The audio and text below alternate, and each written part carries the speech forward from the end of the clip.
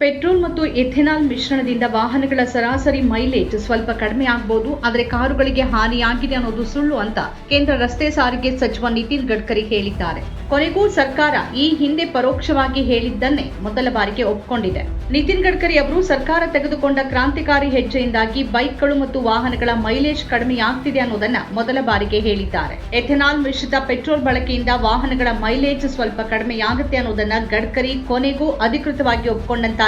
ಆದರೆ ethanol ಇಂಧನದಿಂದ engine ಹಾಳಾಗತ್ತೆ, ಬಿಡಿ ಭಾಗಗಳಿಗೆ ಸಮಸ್ಯೆ ಆಗತ್ತೆ ಅಂತ ಸೋಷಿಯಲ್ ಮೀಡಿಯಾದಲ್ಲಿ ಹರಡಿರುವ ವದಂತಿಗಳು ಸಂಪೂರ್ಣ ಸುಳ್ಳು ಅಂತ ಅವರು ತಳ್ಳಿ ಹಾಕಿದ್ದಾರೆ. ಇಂಡಿಯನ್ ಎಕ್ಸ್‌ಪ್ರೆಸ್ಗೆ ನೀಡಿದ ವಿಶೇಷ ಸಂದರ್ಶನದಲ್ಲಿ ಗಡ್ಕರಿ ಅವರು ಸರ್ಕಾರದ ಎಥೆನಾಲ್ ನೀತಿಯನ್ನು ಸಮರ್ಥಿಸಿಕೊಂಡಿದ್ದು ಮುಂದಿನ ಯೋಜನೆಗಳ ಬಗ್ಗೆ ವಿವರಿಸಿದ್ದಾರೆ. ದೇಶಾದ್ಯಂತ 20% ಎಥೆನಾಲ್ ಹೊಂದಿರುವ E20 ಪೆಟ್ರೋಲ್ ಬಗ್ಗೆ ಈಗಾಗಲೇ ವಿವಿಧ ರೀತಿಯ ಕಳವಳಗಳಿವೆ ಅನ್ನೋದರಲ್ಲಿ ಯಾವುದೇ ಸಂದೇಹ ಇಲ್ಲ. ಆದರೆ ವಾಹನಗಳಿಗೆ ಏನೂ ಆಗೋದಿಲ್ಲ ಅಂತ ಸರ್ಕಾರ ಹೇಳ್ತಾನೆ ಇತ್ತು. ಅನೇಕರು ತಮ್ಮ ವಾಹನಗಳಿಗೆ ಸಮಸ್ಯೆ ತಲೆದೋರಿರುವ ಬಗ್ಗೆ ಸಾಮಾಜಿಕ ಮಾಧ್ಯಮದಲ್ಲೂ ಹೇಳಿಕೊಂಡಿದ್ರು. ಅಂತಹ ದೂರುಗಳು ದೇಶಾದ್ಯಂತ ಬಂದಿವೆ. ಆದರೆ ಈಗ ಮೊದಲ ಬಾರಿಗೆ ನಿತಿನ್ ಗಡ್ಕರಿ ಸಂದರ್ಶನವೊಂದರಲ್ಲಿ E20 ಪೆಟ್ರೋಲ್ ವಾಹನದ ಮೈಲೇಜ್ ಅನ್ನ ಕಡಿಮೆ ಮಾಡುತ್ತೆ ಅಂತ ಒಪ್ಪಿಕೊಂಡಿದ್ದಾರೆ.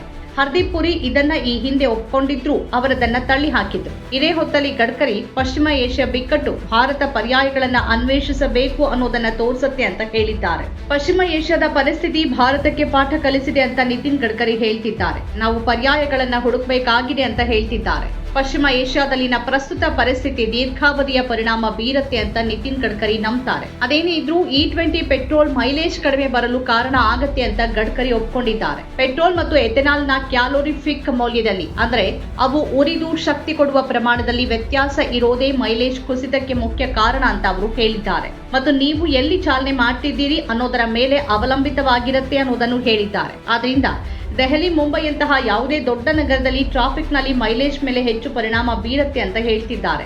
ದೆಹಲಿ, ಮುಂಬೈನಂತಹ ನಗರಗಳಲ್ಲಿನ ಟ್ರಾಫಿಕ್ ಜಾಮ್ ಮತ್ತು ಪದೇ ಪದೇ ಬ್ರೇಕ್ ಹಾಕೋದು ಮೈಲೇಜ್ ಮೇಲೆ ಪರಿಣಾಮ ಬೀರುತ್ತೆ.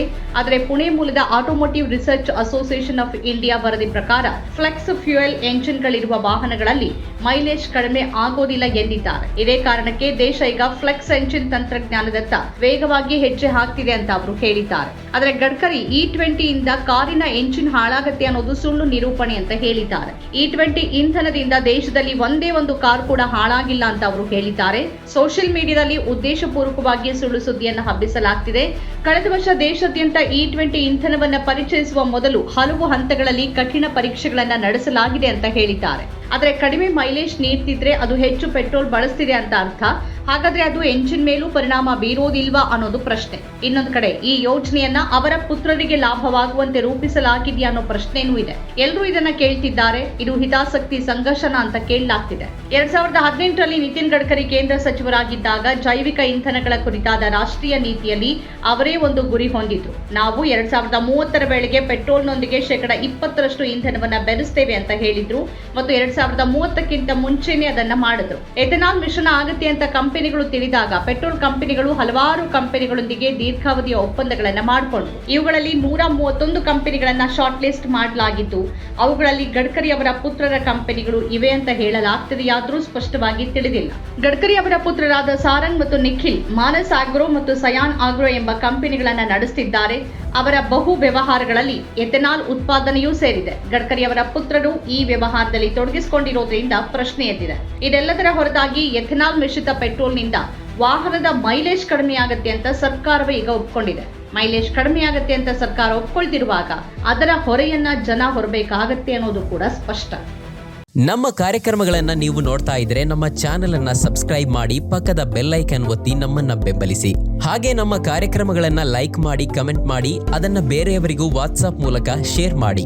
ನೀವು ಹೀಗೆ ಮಾಡಿದಾಗ ನಮ್ಮ ಚಾನೆಲ್ ಮತ್ತಷ್ಟು ಜನರಿಗೆ ತಲುಪಲು ನೀವು ನಮ್ಮೊಂದಿಗೆ ಸಹಕರಿಸಿದ ಹಾಗಾಗುತ್ತೆ. ಇದು ನೀವು ಯಾವುದೇ ಖರ್ಚಿಲ್ಲದೆ ಕೆಲವೇ ಸೆಕೆಂಡುಗಳಲ್ಲಿ ನೀಡಬಹುದಾದ ಸಹಕಾರ. ಧನ್ಯವಾದಗಳು.